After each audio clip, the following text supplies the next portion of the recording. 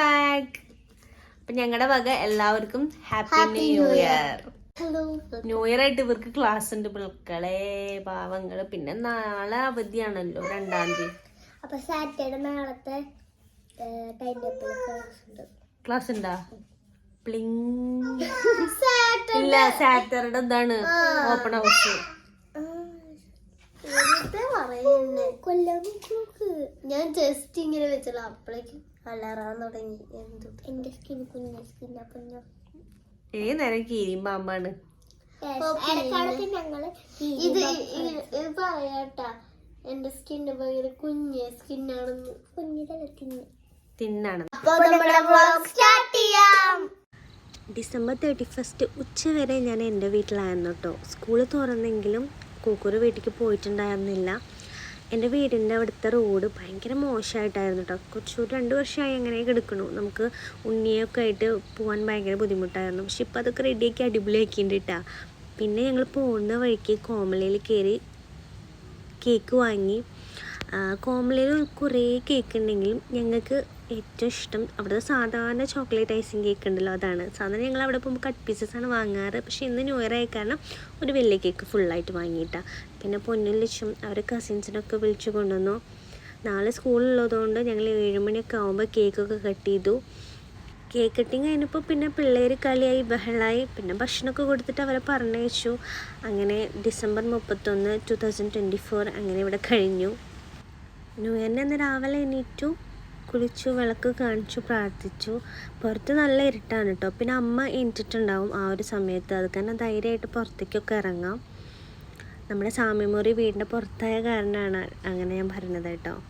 പുറത്ത് നല്ല ഇരുട്ടാണ്. പിന്നെ പിള്ളേർക്ക് ഇന്ന് ക്ലാസ് ഉള്ളതുകൊണ്ട് അവർക്കുള്ള ലഞ്ചും ബ്രേക്ക്ഫാസ്റ്റും ഒക്കെ റെഡിയാക്കണം. ഇന്നാണെങ്കിൽ പണിക്കാരുണ്ട്, അപ്പോൾ അവർക്കുള്ള ഭക്ഷണം കൂടി റെഡിയാക്കണം. ഇനി ഞാൻ ന്യൂ ഇയർ ആയ കാരണം നെയ്ച്ചോറും ചിക്കൻ കറിയാണ് ഉണ്ടാക്കണത്. ഞാൻ ഇന്നലെ വന്നപ്പോൾ തന്നെ അച്ഛൻ ചോദിച്ചിട്ടുണ്ടായിരുന്നു നാളെ എന്താ സ്പെഷ്യൽ ഉണ്ടാക്കണമെന്ന്. ഞാൻ പറഞ്ഞു അച്ഛൻ ഇഷ്ടമുള്ളത് എന്താണെന്ന് വെച്ചാൽ ഉണ്ടാക്കാം, എന്തായാലും കുഴപ്പമില്ല എന്ന് പറഞ്ഞു. അങ്ങനെ അച്ഛൻ പറഞ്ഞു ബിരിയാണി ഒന്നും വേണ്ട, നെയ്ച്ചോറ് വെച്ചാൽ മതി എന്ന് പറഞ്ഞു. അപ്പം ഞാൻ പറഞ്ഞു നെയ്ച്ചോറിനുള്ള അരിയില്ല. അങ്ങനെ അച്ഛനെ ഓടിപ്പോയി അരിയും ചിക്കനൊക്കെ വാങ്ങിച്ചു വന്നിട്ടാ. അങ്ങനെ രാവിലെ പിള്ളേർക്ക് ലഞ്ചിനും നെയ്ച്ചോറും ചിക്കൻ കറിയും കൊടുത്തേക്കാന്ന് തന്നെ പ്ലാൻ ചെയ്തു. അപ്പോൾ വേഗം ആദ്യം തന്നെ ചോറ് അടുപ്പത്ത് വെച്ചു.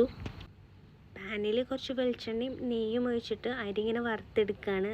അരി ഒന്ന് നന്നായി ചൂടായി വന്നു കഴിഞ്ഞാൽ അതിലേക്ക് തളിച്ച വെള്ളം ഒഴിച്ചു കൊടുക്കും. നമ്മൾ അളന്നിട്ടുള്ള വെള്ളമാണ് കേട്ടോ ഒഴിച്ചു കൊടുക്കണേ. എന്നിട്ട് ആവശ്യത്തിനുള്ള ഉപ്പും വെച്ചിട്ട് അത് സൈഡിലേക്ക് അങ്ങോട്ട് മാറ്റി വെച്ചു. അത് അവിടെ കിടന്ന് സിമ്മിൽ കിടന്ന് വെന്തോളും. എനിക്ക് ഇനി ചിക്കൻ കറി ഉണ്ടാക്കണം. ഞാൻ കിച്ചണിലേക്ക് വരുന്നതിന് മുന്നേ തന്നെ അമ്മ ഫ്രിഡ്ജിൽ നിന്ന് ചിക്കനൊക്കെ എടുത്ത് പുറത്ത് വെച്ചിട്ടുണ്ടായിരുന്നു കേട്ടോ. ചെറുതായിട്ട് ഐസ് പിടിച്ചിട്ടുണ്ട്, എന്നാലും ഞാൻ കൈകൊണ്ട് നന്നായി അമർത്തി തിരുമ്പി ഐസൊക്കെ വിട്ട് കളയിക്കുകയാണ്. പെട്ടെന്ന് തന്നെ ചിക്കൻ കറി വെക്കണം. ഇതിൻ്റെ ഇടയിൽ ജാനിക്കുട്ടി എണീറ്റു കേട്ടോ. അപ്പം ഞാൻ ജാനിക്കുട്ടീനെ ഉറക്കാൻ വേണ്ടി പോയി ഒന്നും കൂടി. അത് ദിവസം അങ്ങനെ തന്നെയാണ്, എല്ലാ ദിവസവും അങ്ങനെ ഉണ്ടാവാറുണ്ട്. ഞാൻ കുക്ക് ചെയ്യണതിൻ്റെ ഇടയിൽ അവൾ ഉണരും, ഞാൻ എന്നിട്ട് ഉറക്കാൻ പോകും. പിന്നെ ആ ഒരു സമയത്ത് വേറെ ആരെടുത്താലും ഉണ്ണി പോവില്ല, ഞാൻ തന്നെ വേണം. അപ്പം ഞാൻ ഈ ചിക്കൻ ഇട്ടിട്ട് വേഗം അങ്ങോട്ട് ഓടി. പണിക്കാരുള്ള ദിവസത്തിന് ചായക്ക് വല്ല എളുപ്പമുള്ള ചായൻ്റെ കടി ഉണ്ടാക്കാറ്. അപ്പം അമ്മ ഇഡ്ഡലിക്ക് മാവ് അരച്ച് വെച്ചിട്ടുണ്ടായിരുന്നു, പക്ഷെ പൊങ്ങിയില്ല കേട്ടോ. ഞങ്ങൾ സാധാരണ അടുപ്പിൻ്റെ അവിടെയാണ് വയ്ക്കാറ്, അപ്പം നന്നായിട്ട് ഫെർമെൻ്റ് ആവാറുണ്ട്. പക്ഷെ ഇപ്പോൾ ഞങ്ങൾ പുറത്തെ അടുക്കളയിലാണ് വെച്ചത്, സ്ലാബമ്മ, അപ്പോൾ അത് പൊങ്ങിയില്ല. എന്നാലും ഞങ്ങൾ ഇഡ്ഡലി ഒക്കെ അടുപ്പത്ത് വെച്ചു. കുറച്ച് ഹാർഡുണ്ടായിരുന്നു, പക്ഷെ കുഴപ്പമുണ്ടായിരുന്നില്ല കേട്ടോ. പിന്നെ ഇതാ ഇറച്ചിക്കറി റെഡിയായി, സാമ്പാർ റെഡിയായി.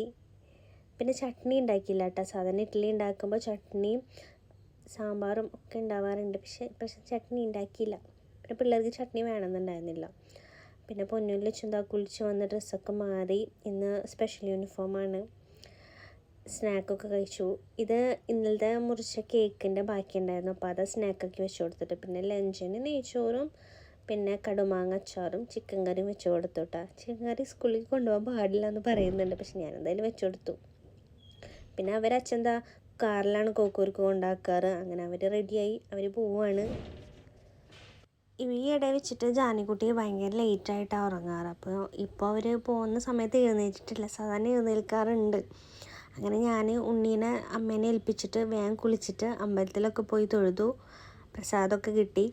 തിരിച്ചു വന്നപ്പോൾ ജാനിക്കുട്ടി എണീറ്റുണ്ടായിരുന്നു കേട്ടോ. അപ്പോൾ ഞാൻ വേഗം അവളെന്നെ കൊണ്ടുപോയി കുളിപ്പിച്ച് പട്ടുപാവാടിയൊക്കെ ഇട്ട് കൊടുത്ത് സുന്ദരിയാക്കി കൊടുത്തു.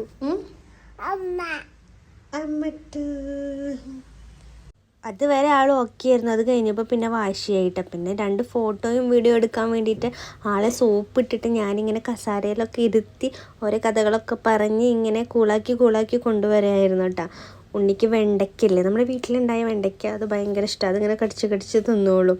അപ്പോൾ അവൾ രാവിലെ തന്നെ വേറെ ഒന്നും കഴിച്ചില്ല, ഈ ഒരു വെണ്ടയ്ക്കും കടിച്ചിട്ട് ഇങ്ങനെ ഇരിക്കുകയാണ്. പുതിയ ഡ്രസ്സ് ഇട്ടുകൊണ്ട് എവിടേക്കെങ്കിലും ടാറ്റ പോവാന്ന് വിചാരിച്ചിട്ട് ഉണ്ണി നമുക്ക് ടാറ്റ പോവാന്നൊക്കെ പറയുന്നുണ്ട് കേട്ടോ. പിന്നെ കുറച്ച് കഴിഞ്ഞപ്പോൾ അച്ഛൻ വന്നു. പിന്നെ അച്ഛൻ്റെ കയ്യിൽ ഏൽപ്പിച്ചു കൊടുത്തു. പിന്നെ അച്ഛനും പേരക്കുട്ടിയും തമ്മിലായി കളിയൊക്കെ.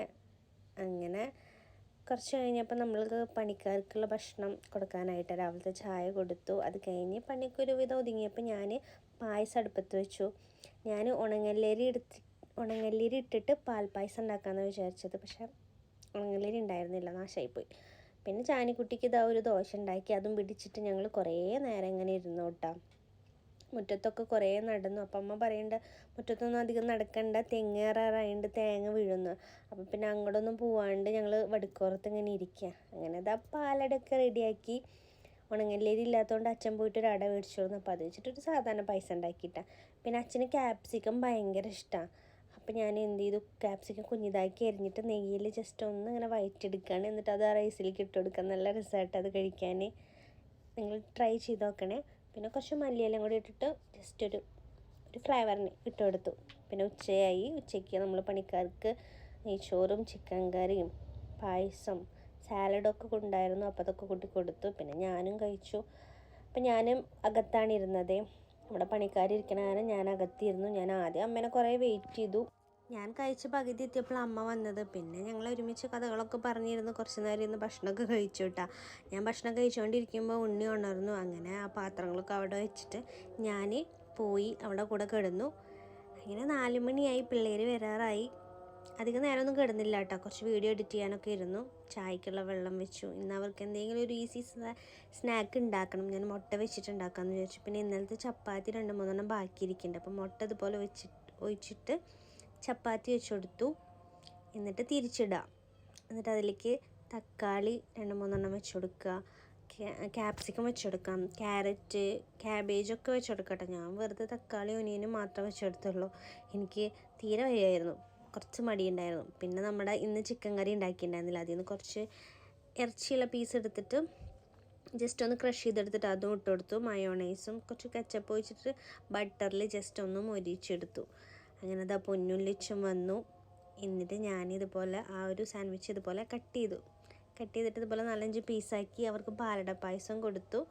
അങ്ങനെ അവരിതാ വർത്താനമൊക്കെ പറഞ്ഞ് സ്കൂളിലെ കഥകളൊക്കെ പറഞ്ഞിട്ട് ഇങ്ങനെ കഴിക്കുകയാണ്. 2 പേർക്ക് ഇഷ്ടമാട്ടോ. ഞാൻ എന്തുണ്ടാക്കി കൊടുത്താലും ഇഷ്ടമായി എന്ന് പറയാറുണ്ട്. പക്ഷെ ഈ പഴം വെച്ചിട്ടും അതുപോലെ പാൽ വെച്ചിട്ടുള്ള ഷെയ്ക്കൊന്നും വലിയ താല്പര്യമില്ല. പിന്നെ എൻ്റെ നിർബന്ധത്തിന് ഒരിക്കലൊക്കെ വേണമെങ്കിൽ കുടിച്ചു നോക്കും. അങ്ങനെ നമ്മുടെ പറമ്പിലെ പണി ഒക്കെ ഒരുവിധം ഒതുങ്ങിയിട്ടാണ്. ഇനി അടുത്ത പറമ്പിലായിരിക്കും നാളെ.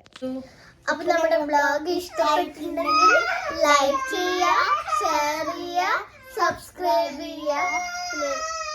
നിങ്ങളുടെ അഭിപ്രായങ്ങളൊക്കെ കമന്റ് ആയിട്ട് പറയണേ. ഇതവിടെ ഒരാൾക്ക് അറിയുന്നുണ്ട്. എന്തായാലും നമുക്ക് വ്ലോഗ് വൈൻഡപ്പ് ചെയ്യാൻ നേരമായി. അപ്പം ടാറ്റാ.